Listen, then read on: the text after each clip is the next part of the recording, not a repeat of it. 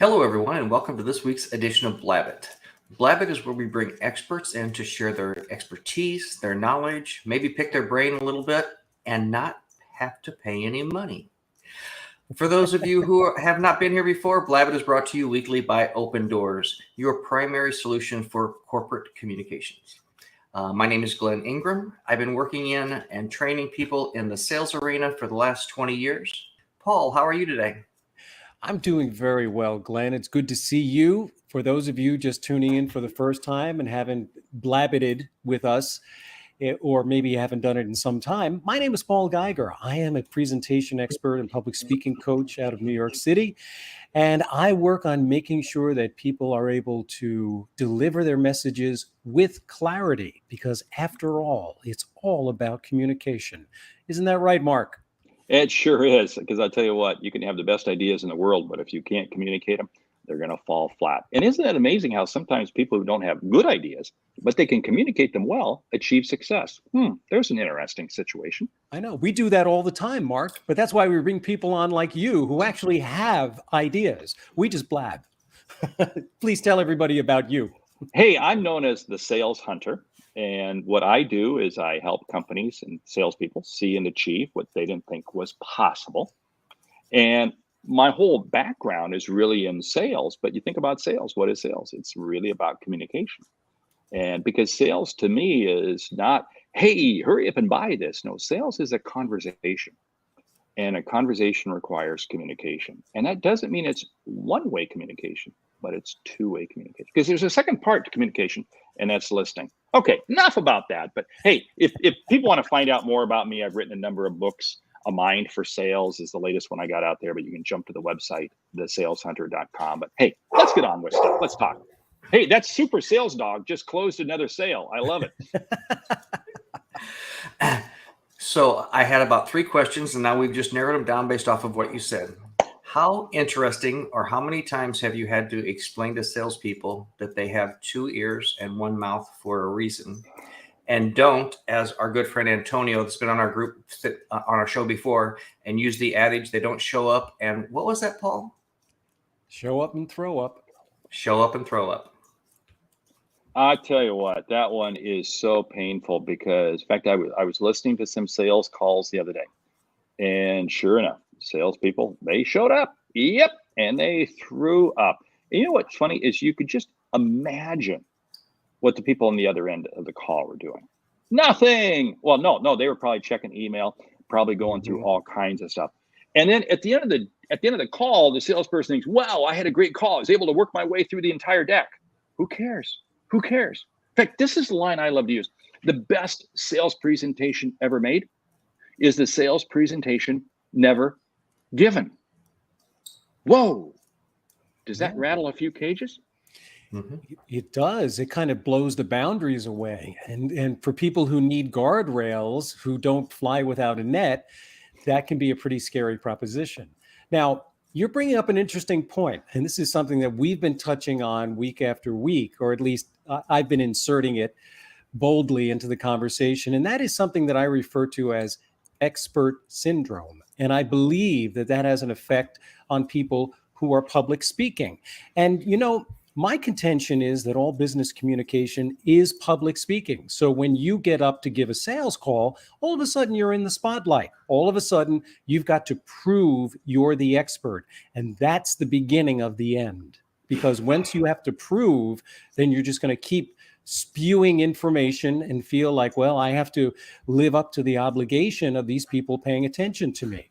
Have you seen that occur quite often? Oh, you are ripping the Band-Aid off right now. And man, people are sitting there freaking out because this whole thing, people, well, I got to be seen as the expert. Here's the way you're seen as the expert.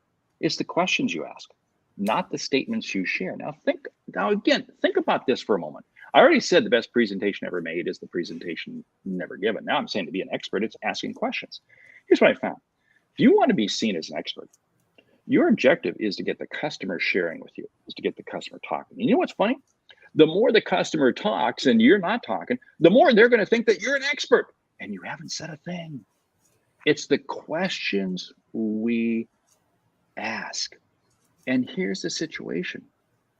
Do you find the expert being the person who just drones on and on? I was on a call the other day. Oh, pain filled. This lady was just going on and on and on about nothing. On the other hand, there was another person who only chimed in a couple times, but added incredible insights. That's the person I thought was the expert. The person who droned on and on, I thought they're just a drone. Let's hope they fly out of range and crash. Well, and to that kind of note, how many times have you seen this? Because I've seen it for years, where I explain to people or to cut salespeople, well, I don't know this, or what if they ask me this, or what if I don't know that? And I would say two things. Well, what if they don't? And how many times have you ever seen a customer or a prospect upset because you said, you know what, that's a great question. I don't know, but can I call and get an expert and get follow back up with you? Does that raise them up on the pedestal because their value of getting a hold of an expert? Yes, I love that. I love that. See, this is the whole thing. What you've automatically done here is you've created the next step. You've created a reason to continue the conversation. You know, one of the fundamental principles we have to realize in sales, it's about always creating a next step. It's always creating next. So when the customer asks you a question, don't sit there and just make something up. I mean, come on, people. That's Jimmy Junior high. No, that's today's politics. No, it's okay. It's okay. We won't go down that rabbit trail. It's about saying, hey, you know what? I don't have the correct answer that you're looking for. Now, let me get an expert and let's set up a follow-up time. Let's come back. That's the way you demonstrate. Because now what you've done is you've taken 2 steps forward in creating trust and integrity. You've created trust because you haven't blown smoke, and you've created integrity by creating a next step. And think about that. Trust is the currency of business. Integrity allows for the person to say, hey, I want to connect with you again. Because is the person going to be willing to connect with a jerk? No, unless they're watching some sort of reality show and they want to watch a train wreck. No, what they do is they want to connect with people who have integrity. So I love it when people ask me that. Now, fortunately for me, I get asked those questions all the time because I'm not that smart. What does it do? It creates the next step. Excellent. And, you know, it's interesting as I'm thinking about sales advice, and obviously, Mark, people come to you for sales advice. They come to you, Glenn, for sales advice. And I'm sure that a question that both of you have heard at least once, if not 100 times, is, all right, I'm on board with asking questions. How do I know they're the right questions? And doesn't that require that you be in the moment and you have your curiosity on full throttle so that you're able to, you know, yes, you've done some due diligence, but you don't always have to come up with the right answer, but you've got to come up with the fresh answer, the current answer that actually is pulled out of where the conversation is. Glenn, have you experienced something like that? Oh, maybe about 1,000 or 2,000, 3,000 times, something like that. Yes, Yeah. It's always, let's be realistic. When you walk into the room to meet with someone, they know you're a salesperson. So as Mark was saying, the quickest way to turn that around is to get them talking about themselves. You know, I've talked about the sales technique or the chair technique. When you're talking, they sit back in their chair and they're not really listening and they're zoning out. When they start talking, they lean in and they start sharing with you. So the more you can engage them, the more you can get beyond those, ask good questions and follow it down the path. It's like Blabbit. When we start, we don't know where we're going with Mark, but one question leads to another thought and another question and another thought.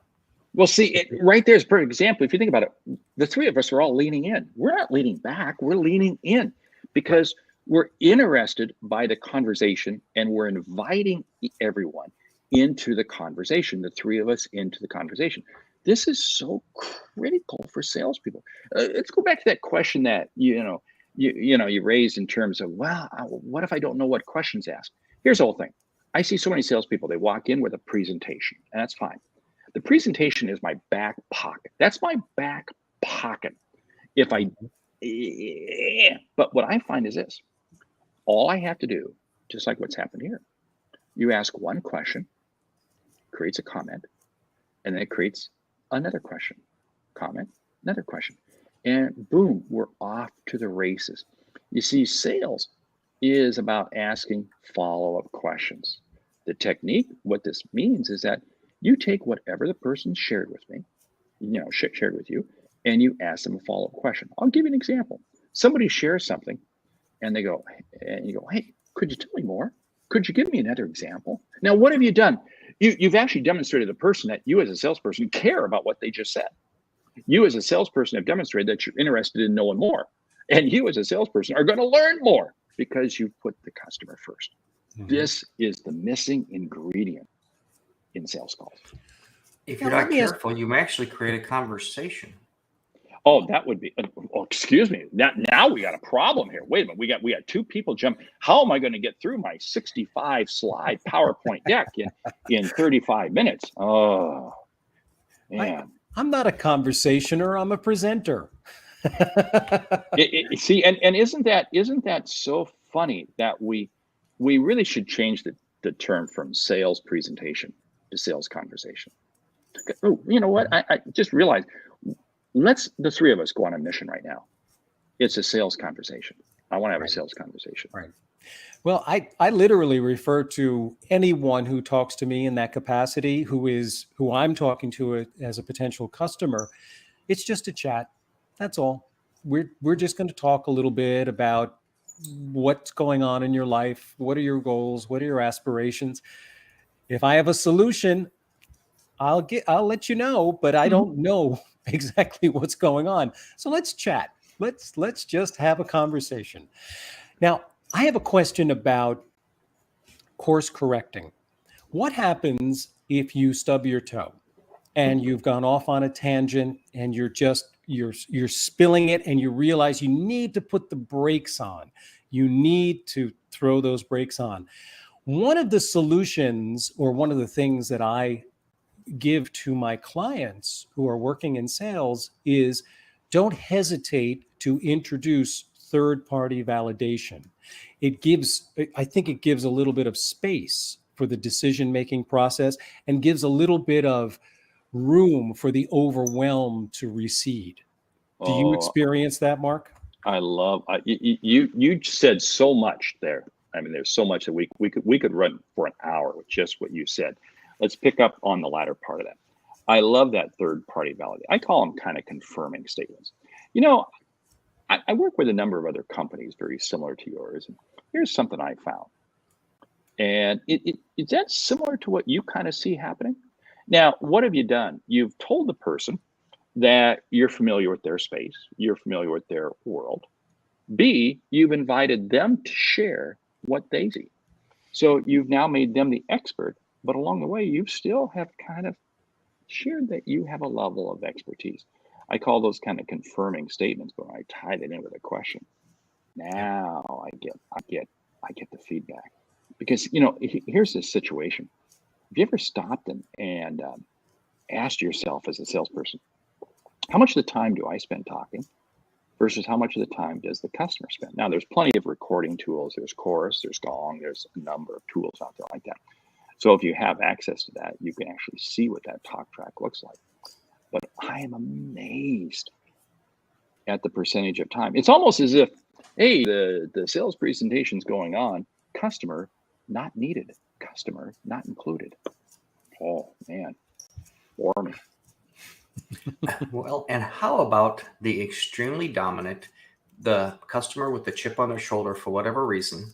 And I've had so many of these over the years, that if you just shut up and let them complain about everything in their life, everything that you do, everything that your customer does, how often at the end have you been through those situations and they finally say, I'm sorry, I didn't mean to take this out on you? And they're amazing customers with a lot of things that you can offer them and provide solutions for them. They just like to be the person in charge, complaining about it, and then the guilt takes over. That's where you have to channel your last flight and that gate agent, right? Because that gate agent who is announcing that, flight's delayed, and somebody comes up and just tees up on them. And what does that gate agent do? They just politely, just listen. And almost invariably, it calms itself down, and the person is worked out and things are okay.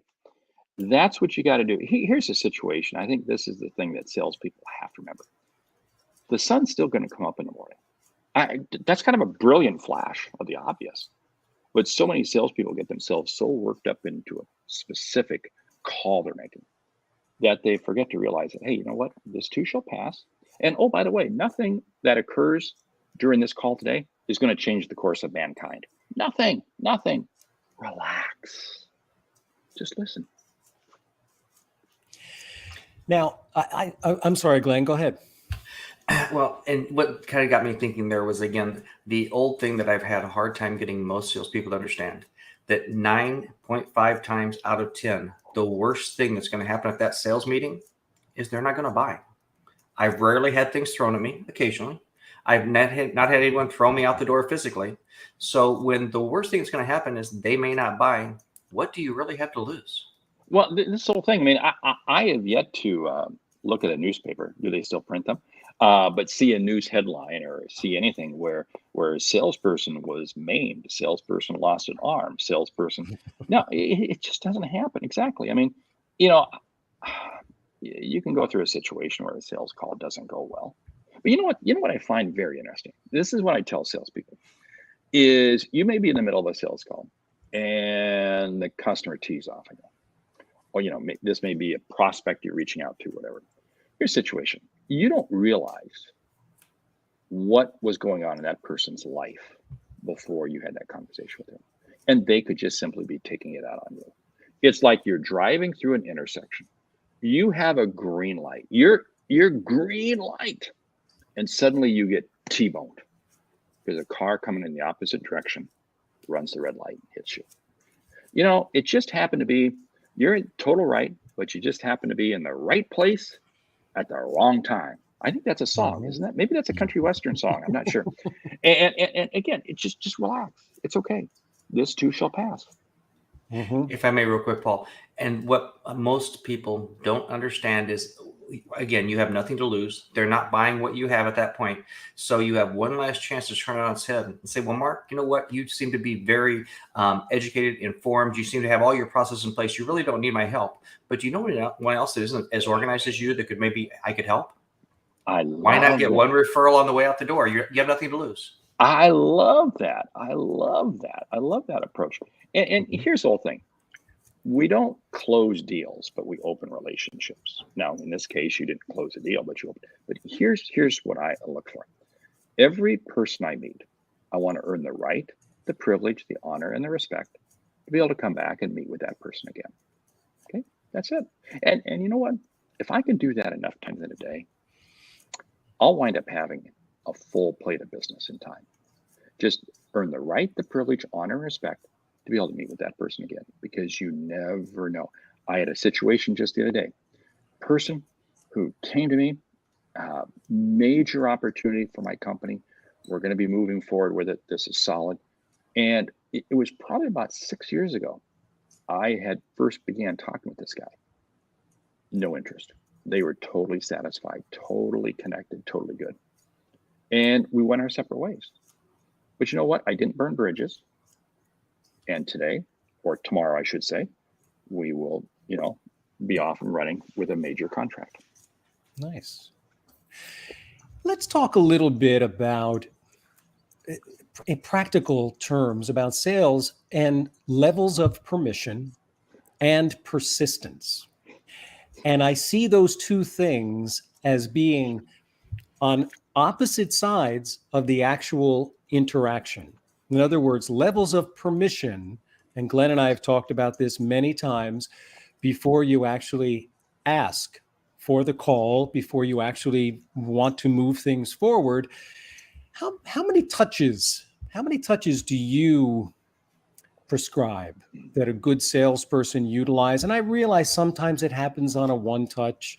They see a video, they see something, they see an email, but how many, what's the rule? I know there's, we kick around the rule of 7 in marketing and advertising, but is it the same for sales in your opinion, Mark?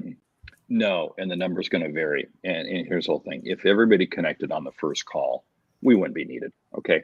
I mean, the reason salespeople can make the money they do is because it takes time. Here's a situation, depending on the industry, depending on the frequency of the purchase, depending on who you're talking to, et cetera, it could be 20, 30 times. There's a gentleman who company that I signed a major contract with shortly after the first of the year. He and I had begun having conversations in about February.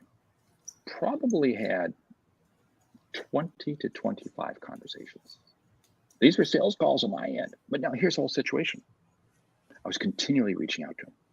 But I wasn't saying, hey, buy from me, sign the contract, buy from me. No. It was each time I was sharing with him a new insight, sharing with him a new idea. Hey, here's something, following up, asking this question, asking that. And what we were doing is we were getting a level of engagement along the way. So what was happening was he was developing more confidence. Yeah, I was getting frustrated that we couldn't close the deal sooner, but you know what? It's just the way it is.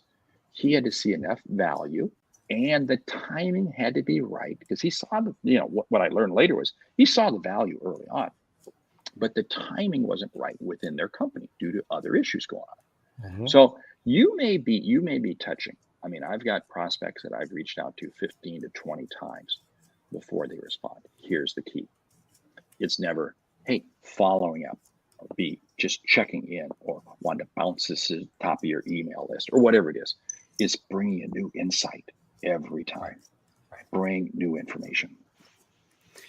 Well, and as you kind of mentioned earlier, we're always building relationships. So as you're taking that time for whatever reason, the timing's not right, it's never bad just to reach out and say, hey, Paul, I want to talk to you about this. It has nothing related to us working together, a personal nature, something that we have in common, whatever. Hey, I just ran into someone that knew you type of thing, because you're continuing to build that relationship. Correct? Spot on. And that's exactly what I did on a couple of occasions with this gentleman I was talking, because he and I both had some common acquaintances in the industry he was in. And I said, hey, I just ran into this person. And he said, hi, and so forth. So again, it's creating the breadth of the dialogue to allow you to have the depth of the conversation. Breadth of the dialogue to allow you to have the depth of the conversation. Uh-huh. Now, I'm not sure if I read this in your ebook, your email ebook, I believe, which I did read from top to bottom. And I believe that you wrote in there, you could be, and you don't want to be selling the wrong product to the wrong person at the wrong time. That is so true. That's trying to, trying to push the square peg into the round hole. Right. You can't do it. This is why, you really have to diagnose the situation. This is, the doctor, you can walk in with pain and the doctor is, I don't need to see you. Here's what I'm going to prescribe. No, that's medical malpractice. Right. You got to diagnose the patient. And that's the whole situation. Because in this situation that I was talking about earlier was, we had the right solution, right? But it wasn't fitting into the organization's overall priorities. Now it is. And this is what happens so many times. There are factors going on behind the scene that you may not always be aware of. Now, what was interesting was, as I motored through that conversation, I began to hear that. Because again, trust and integrity were going off the chart. In other words, I was creating a high level of trust and integrity with him. As a result, then he was being able to reveal more of the things going on behind the scenes. And in fact, that's happening right now with another client, a prospect we haven't signed a contract with. We will very shortly. Same thing. And just in an email I got yesterday, unbelievable revealing of information. That's wonderful. That's gold. That's what I want. It helps us create a better partnership. Okay, so how about mindset, if you will, of your average salesperson? I've heard you talk about, I think, about 4 or 5 prospects now, and I've never heard the phrase, if they sign. I've heard the phrase every time, it's when we start working together. So how do you help the average salesperson get from if or might to when and will? Well, you have to believe in the outcome you can create. And this is so key. What I tell, in fact, I was with some salespeople the other day, and I said, what you want to do is if you're struggling, take a piece of paper, write down 10 of your best customers. Write down not what you sold them, write down the outcomes you helped them achieve, the outcomes, and give yourself a big hug. You see, here's the whole situation. You have to believe in the outcome you can create, the solution you can provide. Right. I go into every situation that, you know what, we're going to find a way, because I can only create ultimate value for you if we begin working together. I mean, we can have a great relationship without you, but it just is only going to go so far. In order for us to really go to the level we want to, we need to have a contractual agreement. I need to sell you something. Then you can achieve the outcome. That is so, but it does. It starts with mindset. The mindset is, I believe I can make not believe. I know I can make this happen. I just have to create enough value for the customer. Mm-hmm. Now, what about reaching out to cold customers, first touch? And I know that, and please correct me if this statement is wrong, because I really did a little bit of a deep dive on your email philosophy. So I'm going to talk about that for just a moment. And I know that you have several different ways of approaching things, but let's just focus on email for a moment. You had mentioned that there are good days and there are not so good days to send out emails, just because human behavior, which is, we've pretty much been talking about human behavior since we went on the broadcast here today, human behavior being what it is. Talk about the good days, the sweet spots, secondary days. I know, again, I'm setting you up to talk for another 2 hours, but we would love to get your insights, Mark. Here are some general rules, and please, it's going to vary by industry, and I'm going to give you a couple examples. Monday morning is not a good time to send out a prospect email because people are buried with everything else. And you know what? They're probably kind of easing back into the work. However, if I'm in the temporary staffing arena, or I'm in the freight transportation arena, Monday morning is going to be a great time because, wow, suddenly I'm 6 people short, or I've got to move 6 trucks. Boom, that could be a great time. See, so again, it's going to vary by industry. People say, oh, you can't send out emails on Friday afternoons. I like, for some industries, sending out emails on Friday afternoons and following it up with a phone call, because I have found, in fact, this is crazy. Friday afternoon phone calls in the summer are gold. Don't spread the word on that. Why? Because my competition's out mowing their lawn. My competition's gone to the shore. My competition's doing everything else. And you know what's interesting is, you may not reach as many people, but the people you do reach, they're focused, they're committed. And oh, by the way, you know what? Because it's Friday afternoon, they're just a little more laid back. And the chances are they're going to take your phone call and you're going to have a conversation. Mm-hmm. I always say Fridays are closing day, because I can take that prospect I've been working at really, really close, and many times call them on a Friday afternoon. Yeah, but let's get that done, because I want to get it off my plate. I want to go into the weekend knowing, check, done, perfect. Oh, one secret. This is just really a secret. I love emailing senior level people on Saturday morning. Whoa, Saturday. Here's the way this technique works. I can take, and we'll say I see an article, Wall Street Journal, New York Times, something of that nature. It's relevant to their industry.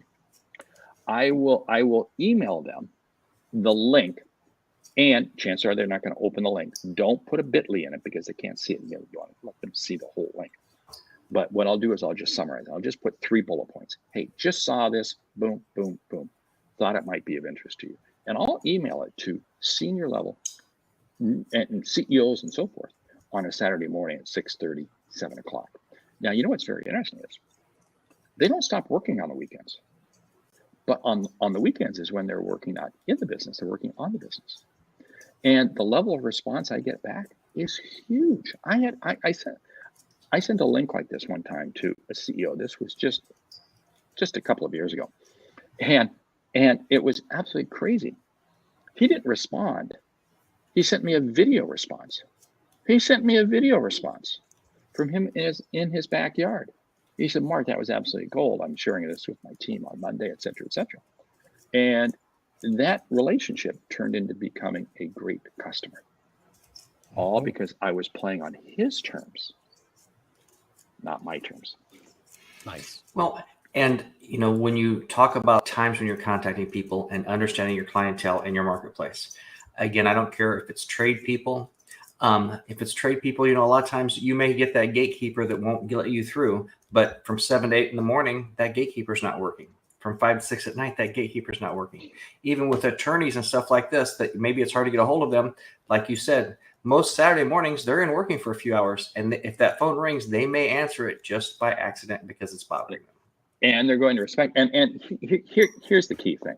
You do this on a Saturday morning, we'll say they respond.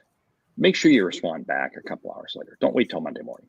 Because if you wait till Monday morning, then it's going to be, okay, this was just a canned email that they were sending out. But if you email back a few hours later, don't stalk them like, hey, thanks. Yeah, I found the article very interesting too, et cetera, et cetera.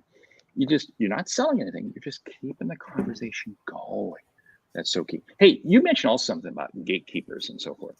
You know the best week to be prospecting? Thanksgiving week. The week of Thanksgiving. Whoa! Excuse me? Yeah. What did he just say? Yeah, the week of Thanksgiving. Why? Because it's the week when a lot of meetings just don't happen. This is the week I love making phone calls, and it's also because many times that gatekeeper, that person's been there for 35 years. They have 18 weeks of vacation every year, so they're always taking the week of Thanksgiving off. I get a tremendous amount of pickups. People picking up the phone that week of Thanksgiving. Same thing with the entire Friday going into a 3-day weekend, or the day after. I mean, don't tell yourself, oh, it's not a good time to call. You don't know until you make the call. You bring up something really interesting, because in these days of automation where we can just sort of, you can use all of these different programs. If this happens, then make this happen. And you can go, well, I can get my 5 touches just like this. Bing, bang, bang, bang, boom.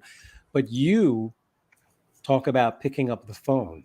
And I know that the younger generation is not that keen about picking up the phone and speaking on the phone. Now, we have all heard the news reports that cold calling is dead. And to a certain extent, it is. But you've got to the connection that gets made if you have good phone technique. And I don't say, you shouldn't say I'm just not good at it. You should become better at it. Again, going back to the whole theme of make it a conversation, make it interesting, and actually pick up the phone and speak to people. It's not that hard. It's amazing how this little device here that, wow. I actually can talk on it. Yeah, it is. I mean, so few people really. Wait, isn't that a texting machine? Yes, right. I forgot. Yeah. I would rather text you. Right. Here's the whole thing. Again, nobody's been harmed. Nobody's been killed. Nobody's been maimed. I'm not sweating no microaggression or anything like that. If somebody, who cares? Who gives a rip? Here's my attitude. Here's my plea. If we'll say, you saw a house that was on fire. You didn't know the people. Would you say, you know what? I'm going to see if I can't reach out to them on Facebook or Instagram, or maybe I'll see if I can't connect with them on LinkedIn. And over a period of time, I'll be able to tell them that their house is on fire. No, you're going to immediately grab your phone. You're going to call 911 and you're going to see if you can help. If there's anybody inside that house, that's what you're going to do. We have to have the same approach. Here's the whole situation. If you know you can help someone, you have an obligation to reach out to them. Think about that. If you know you can help someone, you have an obligation to reach out. Because if you don't reach out to them, you are doing them a disservice. And you're actually doing yourself a disservice, because you're not doing what you've been challenged, what you've been charged to do. And that is to help others see and achieve what they didn't think was possible. So I'm going to pick up the phone. I'm going to call. Hey, what's the worst thing that can happen?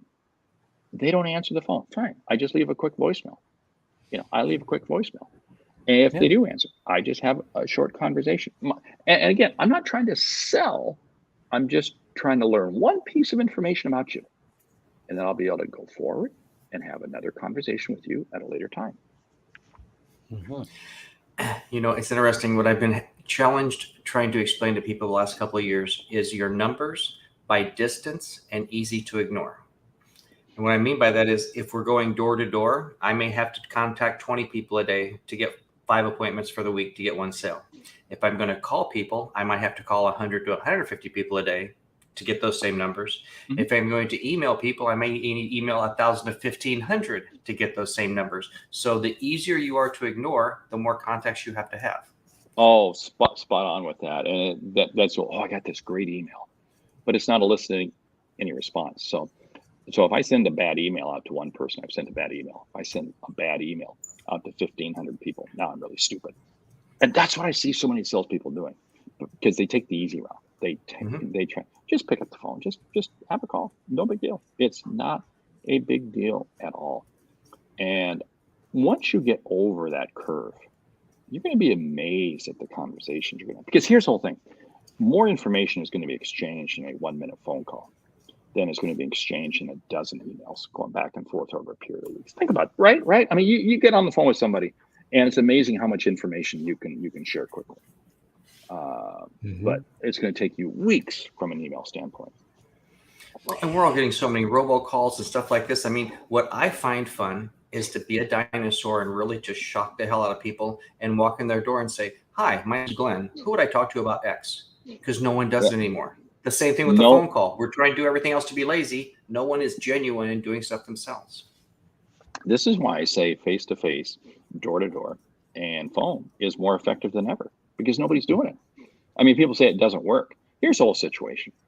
Now, I just can't randomly pick people to call. No.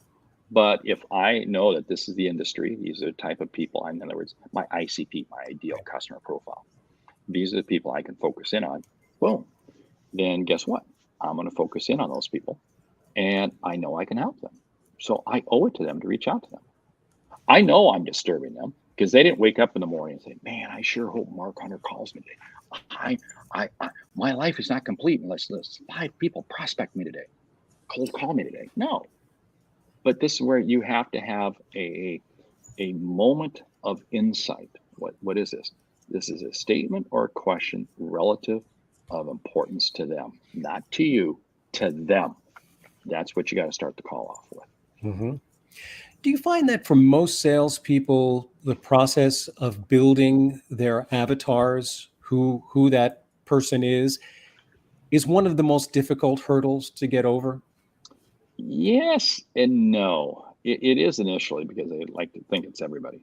But once you start going through a systematic process and you begin to look at who your customers are, how you've helped them, and you kind of walk your way through the process, then you kind of begin to go, okay, now this makes sense. It's the same thing. If you look at your quarterly quota. Oh, this quarterly quota, I'm behind.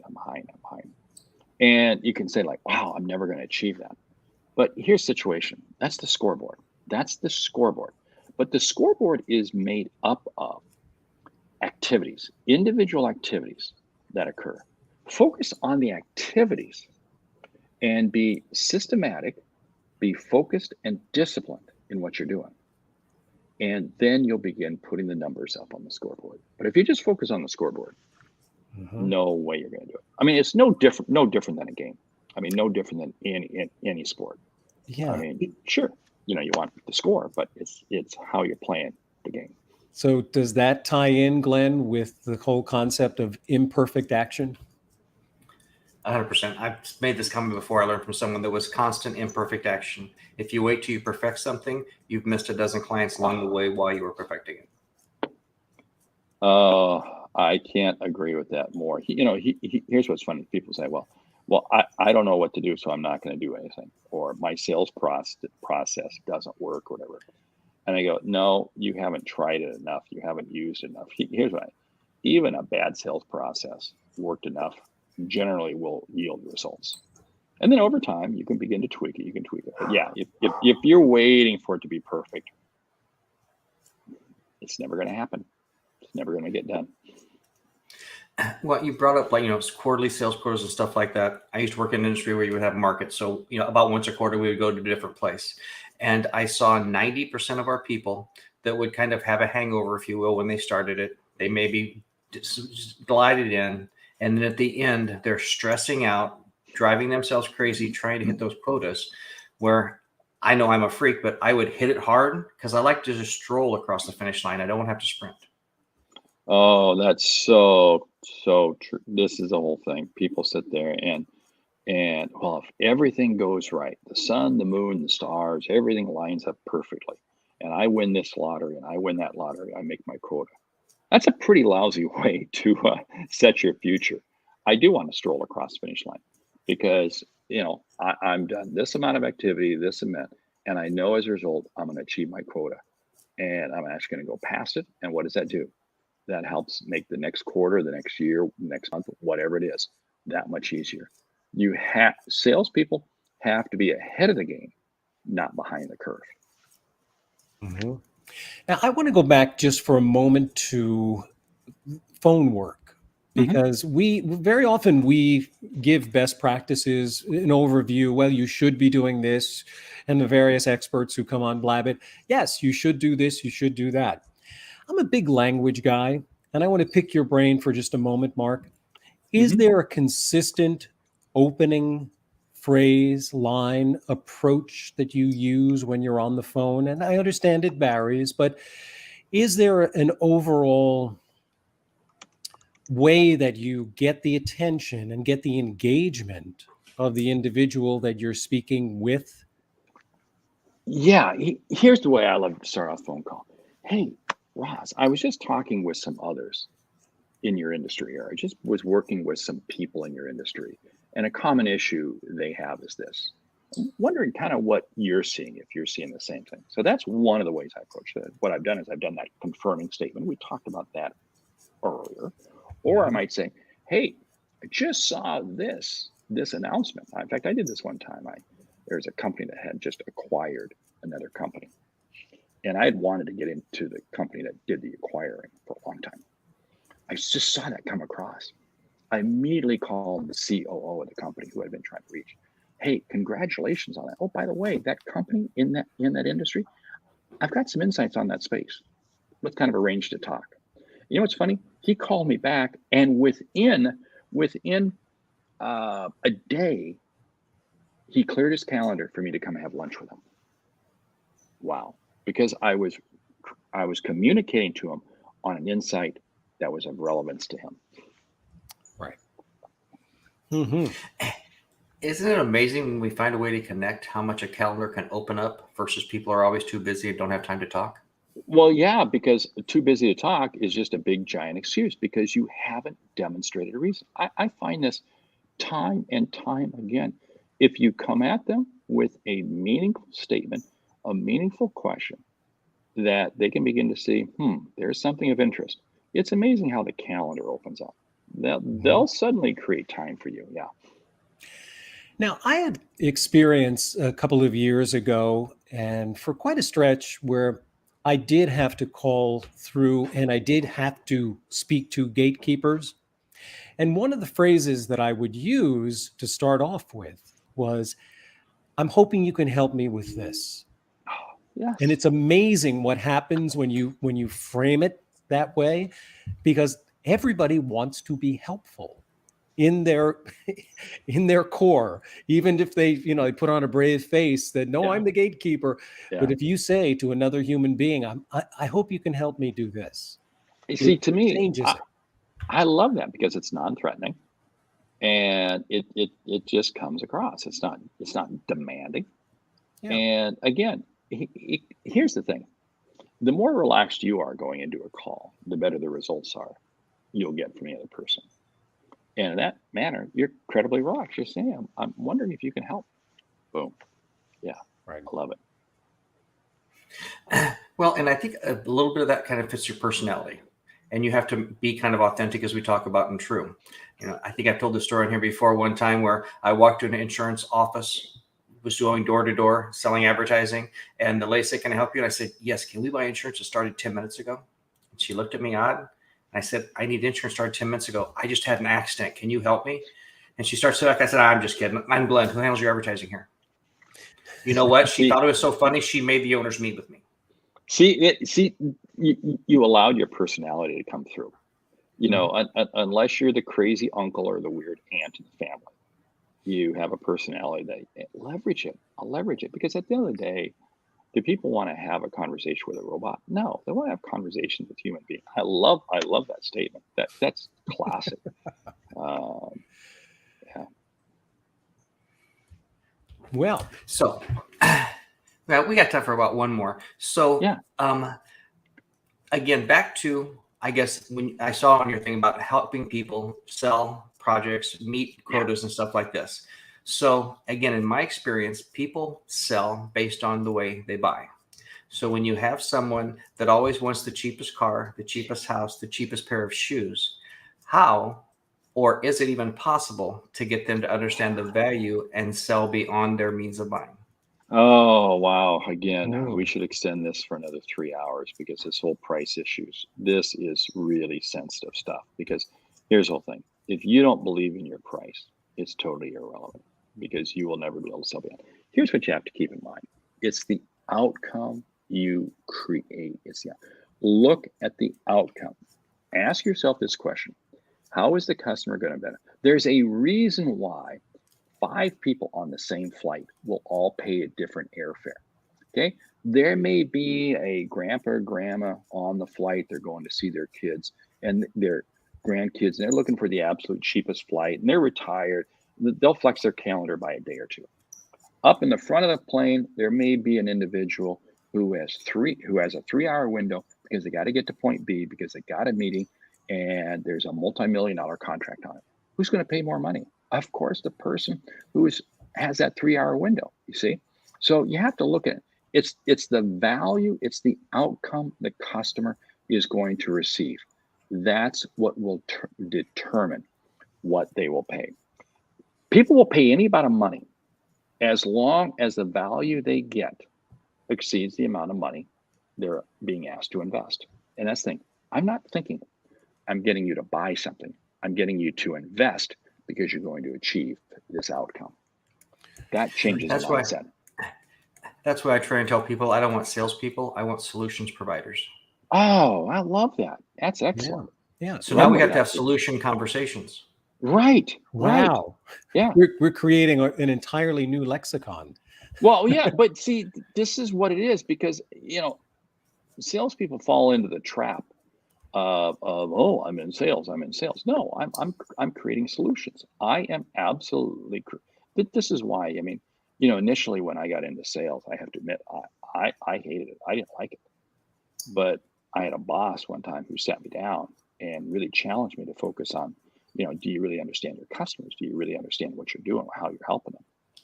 That began to change my, and I view sales as just the medium I do to help people. I could be a plumber, electrician, I could be a lot of different things, but I chose to be a salesperson because it allows me what I feel to be able to help more people in more situations. Right. I mean, that's the whole reason we're all coaches, because Yeah. we're able to reach more people. You I got it. like the language that I'm hearing, and I want to throw this up. And I know this is a common term in sales, but understanding your customers' pain points, that sounds almost negative, even though I understand where it leads. Yeah. But you need to know, and I've heard this language as well, what keeps your customer up at night. And again, we're talking about these negative things.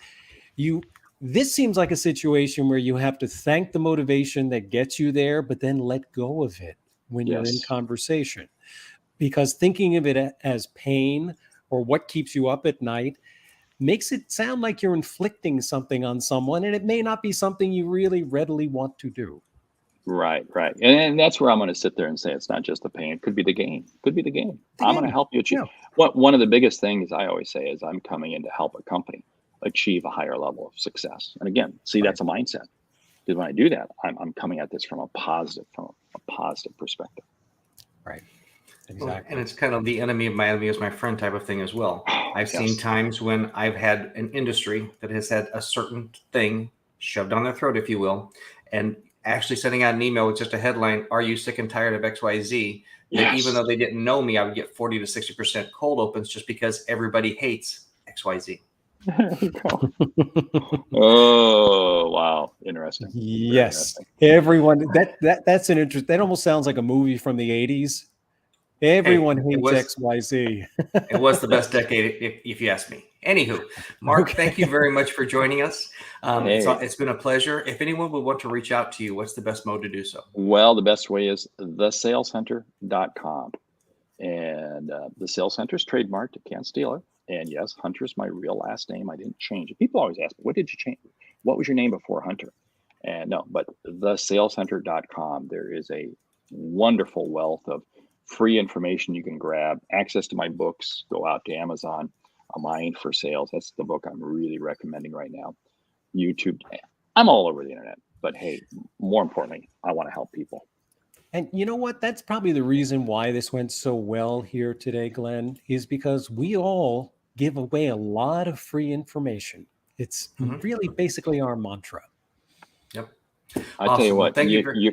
You're not going to get anything until you give first. And I say just give and give and give. Yep. The law of reciprocity is very powerful. You bet. Thank you again, Mark. We look forward to having you on the show maybe again in the future. Yay. Thank you so much. And like I tell everybody, great selling. Take care, everyone. See ya.